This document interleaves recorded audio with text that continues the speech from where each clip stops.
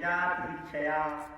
राक्षसों ने सोचा कि इससे जाकर के पहचान किया जाए, ये कौन है अकेले इस विजन निर्जन स्थान में, कौन सुंदरी है। अतः जाकर के पूछे, क्या पूछते हैं, का तुम कज्जल पंका पसांकाची, कौन से हो, कौन हो तुम, कौन हो तुम कज्जल से युक्त आंखों वाली, वा किंचित अथवा किसी खोज रही हो। राक्षसों की बुद्धि देखिए, कह रहे कौन हो और किसको तुम खोज रही हो। कस्यापि वदवामूल मथन्ति मनासिनी, हमारा मन मथा जा रहा है, बताओ कौन हो। मथनांश में मन माने बड़ी इतनी उत्कंठा हो गई राक्षसों को कि पूछने लगे भगवान का स्वरूप, भगवान का स्वरूप था। उसके शंकर जी मोहित हो जाते। आगे कथा आएगी, का अब न वयम त्वाम रे दैती सिद्ध गंधर्व चारण, हम लोग जानते हैं सिद्ध गंधर्व चारण क्या तो हो नहीं, क्योंकि वो जानते थे राक्षस देवता के साथी थे। तो नास्तिष्ट पूर्या जानी में लोकेश तो निर्भीय, और तुम कौन हो। इस प्रकार से तमाम प्रश्नों को निरंतर विधिना शुद्ध प्रेषिता आशी शरीरा, क्या ये विधाता की सृष्टि नहीं है। राक्षस होकर भी उसको जानकारी है कि ब्रह्मा ऐसा नहीं बना सकते। क्यों? कि वो ब्रह्मा की सृष्टि के भगवान विष्णु नहीं थे, बल्कि ब्रह्मा ही भगवान विष्णु की सृष्टि है। बोलो भगवान विष्णु की जय। राक्षसों को भी ज्ञान था कि ब्रह्मा की सृष्टि नहीं है। न तुम नूनम तुम विधिना शुभ्रु, विधिना ने नहीं तुमको बनाया। सर्वेंद्रिय मन प्रीति विधातु सग्रेण, विधाता की इतनी सामर्थ्य नहीं है कि इतना सुंदर स्वरूप बना। अब अपना परिचय देते हैं कि वयम कश्यपदायादा, हम लोग साधारण नहीं है, हम लोग कश्यप के पुत्र हैं, द्वितीय माता हमारी। वयम कश्यपदायादा भ्रातरः कृतपौरुषा, भ्रातरों से पौरुष करके अमृत छीने हैं। प्रहस्य रुचिरा पांगे निरीक्ष निजम प्रवीण। इस प्रकार से जब उन्होंने कहा कि हम कश्यप और दिति के पुत्र हैं, साधारण हम लोग भी नहीं हैं, तब भगवती भगवान मोहिनी रूप ने का क्या कहा, कम कथम कश्यप संघता, तुम लोग भले कश्यप के पुत्र हो लेकिन मति तुम्हारी बड़ी छोटी। बस चली गलत किसी कामिनी सुनयाति, किसी विद्वानों का ये नियम है कि कामिनियों को विश्वास नहीं। भगवान इशारा कर रहे हैं, उनको बचने का पूरा उपाय दे रहे हैं। राक्षसों को बचने का उपाय दे रहे हैं, अमृत लियो पी लो, लेकिन कहाँ ले पाते, वो तो रूप के अमृत में परेशान थे। राक्षस भगवान के उस रूप के अमृत का पान कर रहे थे और वास्तविक अमृत को भूल गए थे। भगवान ने कहा दुश्वासन पंडितों जातुम कामी सुनयाति। और भगवान ने बताया कि साला विकाराम स्त्रीराम स्वरीराम सुरद्विषा संख्यारोर्यत्यायो नूनम नूतन विंचिताप। दैत्यों का, हे दैत्यों, कुत्ते का विश्वास नहीं करना चाहिए, व्यभिचारिणी स्त्री का विश्वास नहीं करना चाहिए, और वे दोनों सदा नए नए शिकार करते हैं। तो मैं स्त्री हूं, यह निर्जन में तुमको मिल गई है, तुम मेरे ऊपर इतना विश्वास क्यों कर रहे हो। श्री सुखवार भगवान सुखदेव जी कहते हैं, इति लक्षिता तस्या मसुरो। भगवान ने इस प्रकार की बातों से कह करके पहले राक्षसों को आश्वस्त करना चाहा कि अगर इनका मन इधर उधर बहके तो फिर जाए।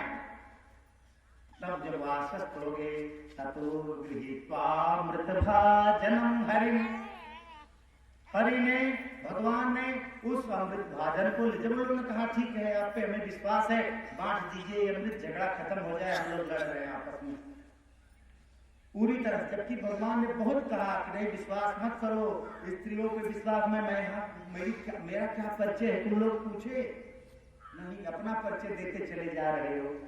चाहे हमें विश्वास है, जितना आप बता रहे हैं बहुत अच्छी बात। भगवान ने अमृत का कलश ले लिया, शोभना गिरा कुछ साधु साधु, भगवान ने कहा बड़े साधु हैं, बहुत अच्छे लोग हैं। कृतम मया वो विजो सुधा नाम, जिस सुधा के लिए आप इतना लड़ रहे थे, अब मुझे इतने सरलता से दे दिए। इसलिए इस कर्म के लिए भगवान ने उनको साधुवाद दिया। तस्या नरेंद्रा कर घोर भगवान ने सपूजती कनका नूपुर रंजितेना, भगवान चल रहे हैं, सोने का नूपुर पायल बज रहा है, छम छम की आवाज आ रही है।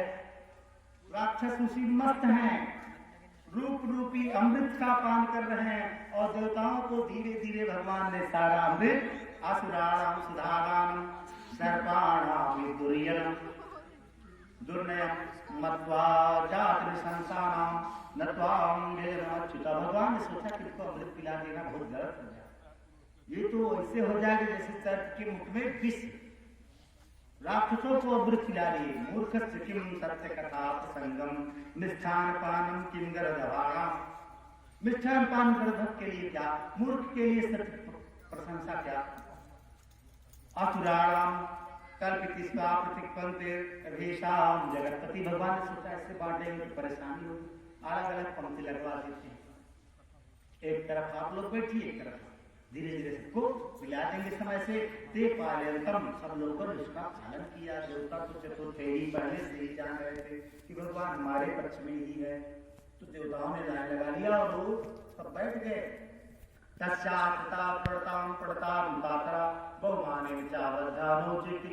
अब भगवान ने सबको पिलाना प्रारंभ कर दिया।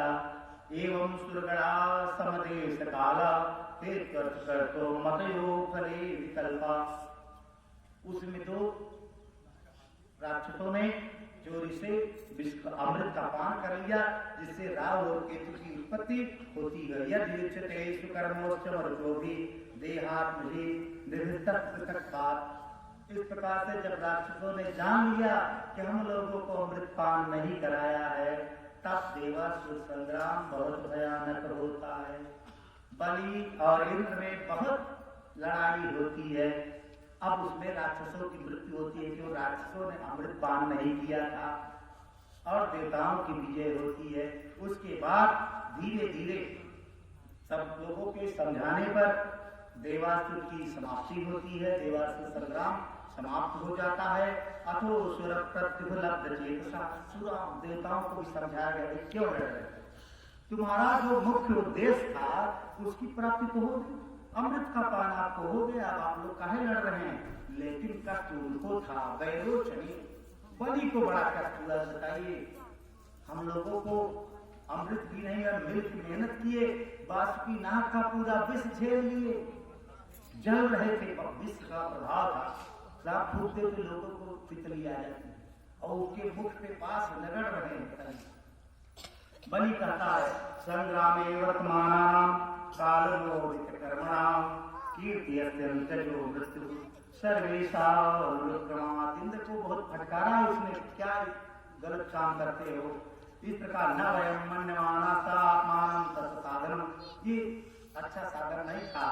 श्री सुख जी कहते हैं, इस प्रकार से बहुत फटकार करके, एवं मेरा तो दैवो वैरो तत्वाद, तथ्य से तुम लोग गलत हो, तुमने सही ढंग से नहीं किया, और से ही रुचि दुर्मर्षा स्वावलंबन मातली, युद्ध में उसका इंद्र का साथी मातल इत्यादि सब घायल होते हैं, कुछ चोट लगती है, देवताओं के पक्ष से भी लोगों को कष्ट हुआ, और अंत में देवासुर संग्राम की समाप्ति होती। अब एक प्रसंग आता है कि मोहिनी रूप को देख करके भगवान शंकर को मोह हो गया था। श्री सुखदेव जी कहते हैं कि वृक्ष भक्तजो निशम्येत योषित रूपेण दानवान, दानवों को प्रेम हुआ उस रूप से तो ठीक है, भगवान शंकर को भी उस महान मोहिनी रूप का बड़ा लालसा हो गया।